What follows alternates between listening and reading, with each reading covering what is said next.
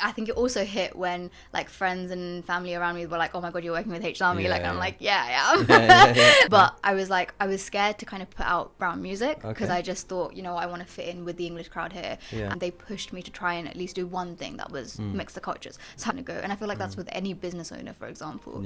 But it's trying to get through that and having faith. I feel like there's hurdles in every single career path anyone takes. So obviously the music industry will have some too. Hold on to your passions, and if you enjoy it, continue. Obviously think logically and try and like find the best ways around things, and look for the people around you that are your support system. Like my parents are so supportive, and so I feel like regardless of what happens, like they'll always be by my side. Thing is, when I go onto a stage and I see the audience and I'm performing to an audience, and that adrenaline that I get, that's what I look forward to every single time. Like, continue your passions. Like, if you truly love it and that's what gives you happiness, then go for it.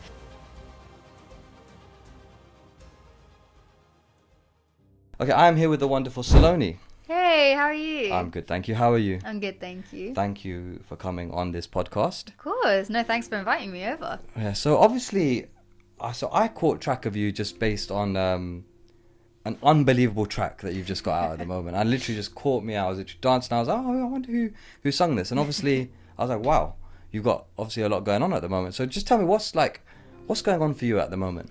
Yeah, so I'm a British Asian artist. The kind of music I make is a mix of Eastern and Western sounds. I kind of take on Western genres, so pop, R&B, and somehow this time around I went into garage because, it's the vibe. But I can sing in 10 different languages, South Asian languages, so I bring that like culture into my music by mixing, like doing a fusion of the South Asian side plus my English side, and that's kind of the music that I went into, kind of represent my identity. And over the years I started releasing mashups of these two sort of cultures in like covers and stuff back in like when COVID hit, so 2019, 2020. And then it was 2 years later that I released my first original in 2022. And since then I've been releasing that sort of music, collaborating with legends like H-Dhami, Bilal Shahid, and so many more to come. But yeah, I literally do this music because I love it, and kind of bringing both cultures to kind of represent people like myself. And yeah. And how did you get into music? Because obviously it's not a common thing for Asians to get into. So how did you get into music? So it's actually quite a surprise because there's not a single musical bone in my family's body. It came like to quite a shock when my parents first heard me sing. But I was about 4 years old. For Christmas, we went to Wales, Scanderville. I don't know if you've ever heard of that place. And they asked me to sing Christmas carols. Like the nurses there asked me to sing Christmas carols. And my parents were like, she can't sing. She doesn't know any Christmas carols. But obviously at school, here we learn some. And so I started singing. They were like, wait, what? Our kid can sing? So ever since then, they put me into like singing lessons. I kind of got my base in Carnatic, which is South Indian classical music. Right, okay. And then I did like shows, I'd perform, and I kind of eventually went into competitions for like Bollywood side of things. And then once I went into school, I discovered that there's like English music. Because at home, I didn't get, we didn't play much English music. It was mainly just Bollywood, Tollywood, that sort of vibe. So then when I went to school, I heard more English music. And then I started, falling in love with Taylor Swift, Bruno Mars, that kind of music, and I sang that in assemblies. Then again, competitions. I was scouted by a label who kind of developed me as an artist, because I kind of then found out it's not just about singing, it's not just about your voice, but it's about, kind of putting on a performance to a live audience, because you're going to entertain people, right? It's not just about putting your voice out there. It's not just about the talent, but it's about how you represent yourself through songwriting as well. So there's a load to music rather than just singing. And I learned that through that record label, that development company. And then I went on to releasing my own music. I feel like I'm doing a full-on kind of story of my journey. But yeah, I went into releasing my own music, very poppy, very English, because I kind of shied away from my ethnicity. Like, obviously, I'm brown, but I was scared to kind of put out brown music because I just thought, I want to fit in with the English crowd here. So that's why I just released pop music. And then a few years later, I released 2 EPs in this genre. And then I came out of high school and realized, this is when I actually decided to take a gap year to just focus on my music. And I realized this is not my identity. I'm not just English. I literally have 2 identities to me that like I can't keep separate. I literally before this I had like 2 different Facebook, back then it was Facebook, so I had 2 different Facebook pages, one that was Saloni, and then one was Saloni Buena, which was my Indian side. Right, so I kept my identities quite separate. Wow, okay. But it was in my gap year that I realized, you know, there's a way to mix the two. I kind of put together a few covers that kind of mash the 2 genres together. Wow. And here I am truly representing myself now with both. So you're the definition of mashup then, basically. You know what I mean? Literally. You live and breathe it. Wow, okay. So obviously there's obviously you touched upon the fact that, you know, there's an English side which you felt like you were drawn to, like, but do you feel like all kind of Asian artists should be true to themselves and kind of represent their culture, or do you feel like English is the way forward? Like, what do you feel is the kind of like right thing to do? There's no right or wrong. It's truly how you feel. Like, because I'm not saying back then I wasn't like true to my identity. Like back then it was probably that was what was influencing me more, which is why I was doing the English stuff. And then I came to realize that that's not fully me. There's still more to me. Whereas some people, they probably didn't have much culture growing up. Like they were probably more influenced by the like English culture rather than their ethnic culture. So like it's really how you feel. And some people put out English music but are still quite cultural behind the scenes, but it's just they don't feel that come into their music. So like I really think it depends on what your interests are. For example, for me, like the music that I listen to is quite brown, quite desi. So it's just natural that it comes into my music, and I feel like I'm drawn more to the desi side than I am to the English side.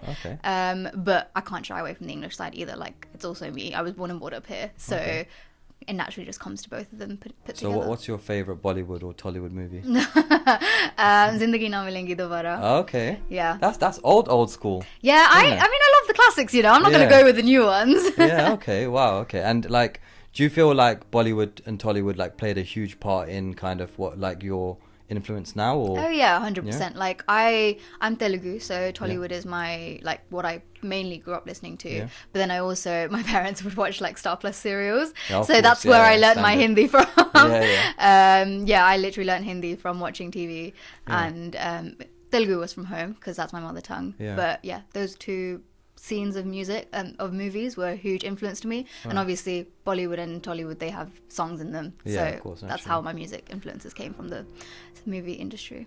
So was there one eureka moment that said, right, you know, I've got to mash these to get together, or did you like was it with time? It was with time. It was a gradual thing. Like to be fair, I know I said like my first 2 EPs were very pop, but because of the label that I was with back then, they pushed me to try and at least do one thing that was mix the cultures. So I actually did a mashup of Shape of You and Sunraha Henatu in my first ever EP. But I listen to it now and I'm like, my pronunciation is terrible. How did I even put this out? But obviously, you know, everyone starts somewhere. Yeah, exactly. But I did that in the first EP back in 2017, I think it was. And I didn't touch it again for a while until 2019 when I went to India to kind of I went to India for my cousin's wedding, but then I also just stayed back for a few months to kind of explore the like Indian music scene there, like actually in India rather than seeing it from the back end here in the UK. And I was like, it was a proud moment because that was the first time I mashed it up myself. Like the Shape of You and Sunraha Henatu one, that was like with the help of the producer. I was still kind of new to making, you know, covers or like as in mixing things and being like, you know, innovative. So this time in 2019 when I think I put Tujhe Bula Diya and Señorita together. And I was like, wow, I can actually do this myself now. And that's when I started doing more of them. Like I kind of saw that I could do it myself. So I was like, you know what, let me just do more. And then my whole gap year in 2020, I just did loads of like every other week, I think it was every other week I'd put out a mashup or at least like a cover on my YouTube channel. And that's how I sort of built my base, built my socials. A producer within the British Asian scene found me, and that's how I led to releasing my original music in this genre. So it's not just singing. So obviously you're actually a singer. You now mash up the beats as well. So are you a songwriter as well? Yes, of course. Songwriter is something I developed from quite a young age because, like I said, when I was scouted by this record label, I think I was about 12, 13.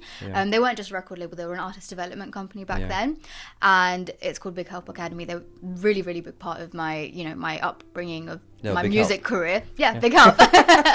So they taught me that it's not just about singing, it's about how you present yourself, like, and the biggest part is songwriting.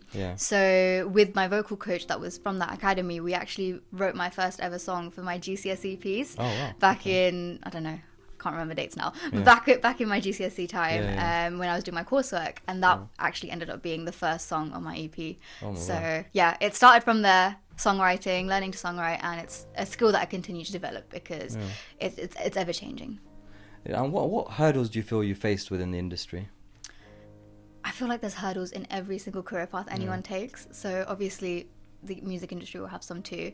I guess a big thing is just having, it's the uncertainty factor, and it's still a factor that I sort of fight now as well. But like, you know, I'm getting used to it, and like, I love what I do, so I'll kind of just, I'll grasp onto the hope and try and not think about the negatives. But yeah, I think it is the uncertainty factor of where is this going to go. And I feel like that's with any business owner, for example.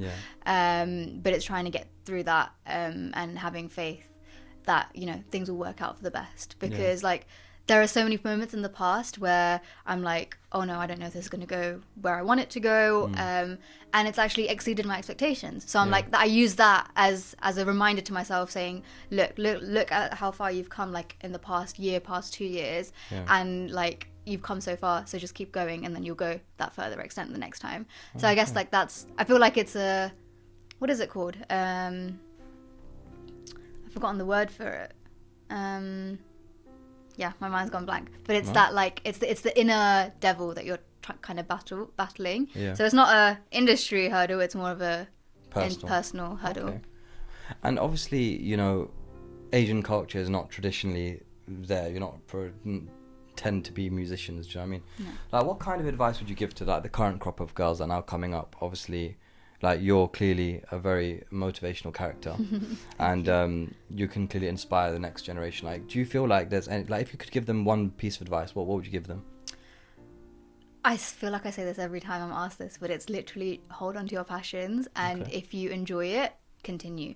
Obviously, think logically and try and like find the best ways around things. And I'm still learning, so I'm not big enough to be able to give advice myself. But I feel like one thing I've held on to is that I've still, you know, I've taken logistic decisions in the sense of like, I've still done my degree and stuff as like my fallback thing. And it might not be for everyone. For me, I felt like I needed that security, but some people are able to go all in, and that's great for them. But I think for me, I wasn't able to do that.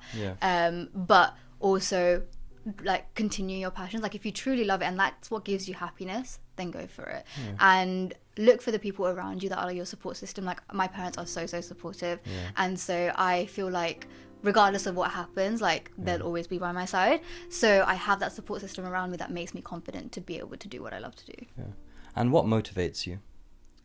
Just, for me, the specific thing is when I go onto a stage and I see the audience and I'm performing to an audience, and that adrenaline that I get, that's what I look forward to every single time. And obviously, to be able to do that, you've got to write music, you've got to put out music. And even that, it's not just, like, I feel like the live performance side of it is the main thing that I look forward to, but also, like, when I'm on set on a music video, like, I love, you know, kind of performing and kind of getting that, like, the whole day is an experience. It's quite fun. And even just being in studio with another artist, being in studio with another producer, and just writing songs and creating magic, like, just every step of the process, it's like, it's really fun, and I love it, and I love singing. Above all, I love singing. So it's your passion. It's my passion. Exactly. I love it, so I just do it. So how was your experience with H-Dhami? Because obviously that is that's obviously a big name to add to your portfolio straight away, and it's obviously released very recently. So so how was working? Like, did you feel nervous? Like, how did you feel? It was amazing. He was so humble. Like, I mean, like, you can tell from his socials that he's quite like a humble person from his previous interviews, but obviously seeing it firsthand it was such a humbling experience. Very motivational as well, to be able to work with someone like that and him kind of give off his advice. And I think especially when, I think it also hit when, like, friends and family around me were like, oh my god, you're working with H-Dhami. I'm like, yeah, I am. Like, I'm finally, it's so cool.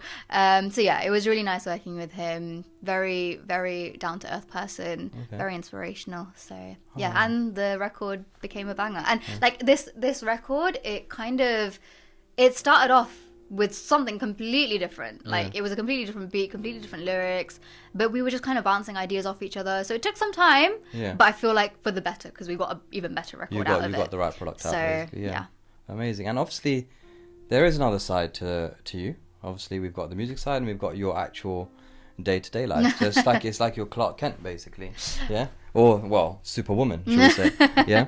So tell us a little bit more about that. Like, kind of what is it that you kind of, you mentioned a fallback, and obviously, like, what is that kind of you do in the day, or you want to do in the day? Yeah. So up until recently, I think around this time last year, I just graduated from uni. I went to UCL, studied management science. So I've always had an academic side to me.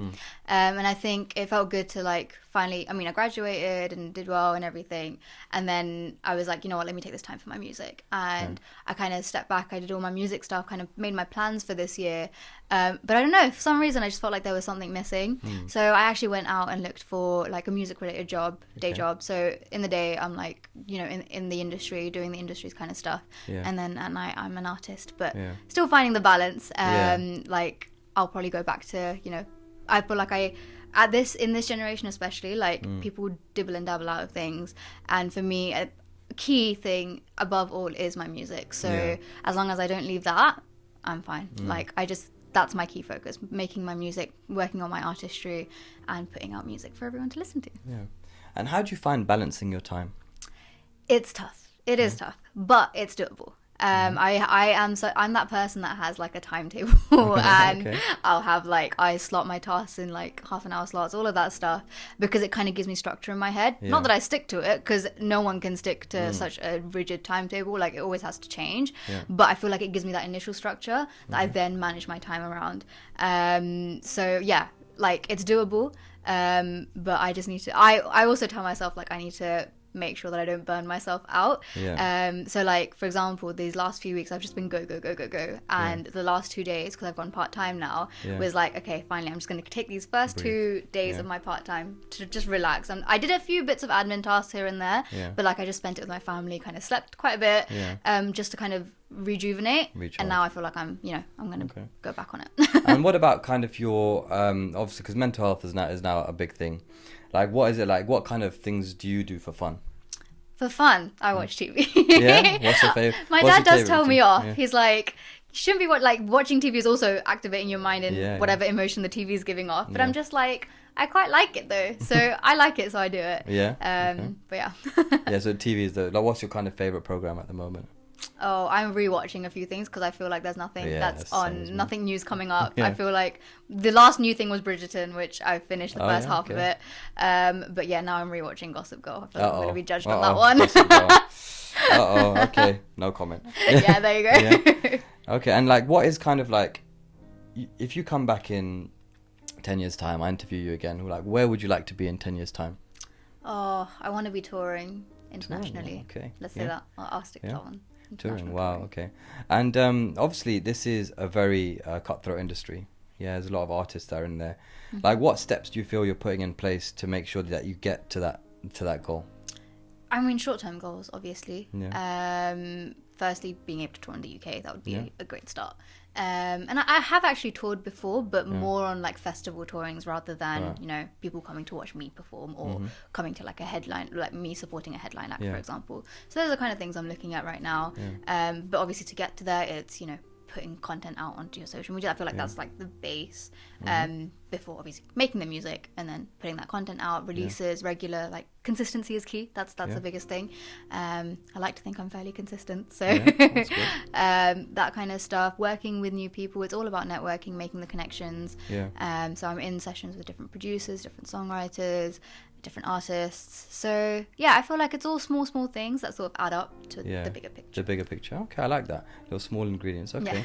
And obviously a crucial question actually that I ask a lot of my guests: can money buy happiness? To an extent. Okay. To an extent. I feel like obviously if you're in poverty, then it's like, I mean, some people, I don't know, I wouldn't know because I've not been in that situation, but I feel like you need some money to be able to have the basics in life, like, food on the table sort of thing. But then after that, it's like, are you loving what you're doing? Like, if you're making so much money but you don't enjoy your work, then aren't you just in a depressive state of sorry, that's a bit of a strong word, but like in a state where you're not enjoying life and you're just doing it for money. So in those situations, I wouldn't say money brings you happiness. But I feel like the key thing is love around you, like, having people that love you, having people that you love, and doing something that you enjoy doing. Because if you're doing something like mundane and something you just don't enjoy, you're just going by life day by day, not enjoying what you're doing, and it's like. Okay, so love over money. Yeah. Oh, I like that. Okay, I like that. Okay, cool. But we're gonna do a few fun things. Yeah. Okay. So I have got 10 bananas on the table. Okay. Yeah. I take away 6. How many bananas do I have? 4. Oh, well, how do you have 6? Oh god. Got it. Okay. 4 on the table, 6 in your hand. Okay, beautiful. Okay. Name me 3 countries with the letter Y. Oh my god, I hate general knowledge questions. My brain's gonna go blank. Yemen. Why? 3 countries with the letter Y. Yemen is a country. Yeah, it's a country. Yeah. Why? Oh my god. Please don't test me on So this. with the letter Y in it. Oh, with the letter Y in it. Oh, Oh, Uruguay. there we go. Okay. And Germany. There we go. Got there. I see some answers to the question. Okay, so repeat after me. Oh god. Red, Red, blue, blue, yellow. yellow, What color is the grass? green. Okay, repeat after me. Yeah. Red, Red, blue, blue, yellow. yellow, What color is the grass? green. Repeat after me. Red, yellow, Yellow, blue, blue, green. green. What color is the grass? What colour's the grass? There we go. We got it in the end. I like that. Okay, cool. So that was a little fun thing. So I'm Right. not sure if they'll Trying to make test it. me. Yeah. So those are little fun things that I like to do anyway. Yeah. Okay, so well, tell me what's on the menu? What's coming up for Saloni? What's the next steps? Well, ever since, I've been working on like a body of work that I'm excited to put out. Ever since I started, releasing the fusion sort of things, I've not put a solid body of work. I've just been putting out singles. Yeah. So looking forward to get that out with a few different artists, a few Okay. different producers. I'm not going to give too much away, but Ooh, but mystery. I'm looking forward to it because it's gonna be a good one. So we're talking albums on YouTube or like collaborations on. Oh, okay, I like it. Stay But tuned. it will be a proper release, like not just wow. on YouTube, like on Spotify and everything. Amazing. But, yeah. What about any like UK tours where people can see you? Anything like that coming up? I do have festivals coming up, so Okay. I'm performing at Godiva Festival, Oh, wow. Glasgow Mela soon as well. Okay. So yeah, I have festivals coming up, but I'm like, if anyone knows anyone, I'm looking to support some headline acts. If anyone has anyone, so okay, well, would love to perform. I mean, I love touring. I love performing. So Yeah. I don't know if I mentioned, but part of the academy that I went to and part of growing up and kind of making music my career, like I used to gig every other week at a pub actually, to kind of understand that whole how to present to an audience, how to talk, because it's not just about singing to an audience, it's about getting them engaged, like in between songs, what you're talking about, why are they interested in listening to you. It's not just in music, like you've got to entertain them. So like I learned all of that, so to be able to get confident, like I was never a public speaking person, like I didn't like speaking to people, like to an audience like that. Like I'm not an introvert, but I'm not an extrovert so much to be able to like speak to a crowd of people, which I eventually grew that confidence by doing these like gigs every other week, to really kind of understand how to entertain an audience. And just circling back, obviously going all the way back to like your school and stuff and your upbringing, tell us how that was. Yeah, I mean, school-wise, I mean, like I mentioned, I didn't have much insight of English music until I actually joined school, because I was so Asian at home. Like my parents were born and brought up in the UK and they moved here, so as in like just like any other immigrant parents, like you're heavily influenced by the ethnicity that your parents are and you are, so it was very like new to me when I went to school to kind of hear all of this English music, and I felt like I think low-key like I never really fit in, so that way like I felt fairly tough in terms of settling into school. Like yes, I had my like core friends, which was good that I had people to stick around, but in the wider side of things, I felt that I was being judged quite regularly, or like, especially for even doing a music career, like wanting to make that my career, like especially because I even released like my EP during school time. It was like it was judged a lot, I was mocked for and everything. So like there are so many stories that I wouldn't get into, but really made me doubt what I was doing.